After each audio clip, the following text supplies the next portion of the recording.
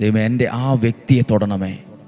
ചില വ്യക്തികളുടെ മാനസാന്തരത്തിനു വേണ്ടി പ്രാർത്ഥിക്കുന്നവരുണ്ട്. ചില യുവാക്കളുടെ, ചില ജീവിത പങ്കാളിയുടെ മാനസാന്തരത്തിനായി.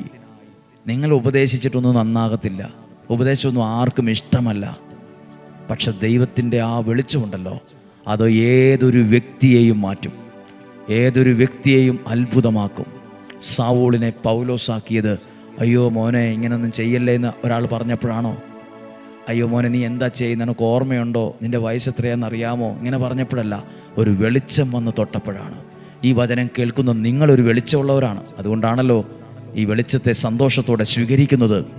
നിങ്ങൾ പ്രാർത്ഥിച്ച്, കർത്താവേ, എൻ്റെ കുടുംബത്തിലെ ആ വ്യക്തിയെ, എൻ്റെ കുടുംബത്തിലെ ഇന്നയാളെ, എൻ്റെ ഈ മകനെ, എൻ്റെ ഈ മകളെ, ഇങ്ങനെ ചിന്തിക്കുന്ന എൻ്റെ മകളെ, ഇങ്ങനെ പ്രവർത്തിക്കുന്ന എൻ്റെ മകനെ, ഇങ്ങനെയൊക്കെ പെരുമാറുന്ന എൻ്റെ ജീവിത പങ്കാളിയെ, ഇപ്പോഴത്തെ ഞങ്ങളുടെ അവസ്ഥയെ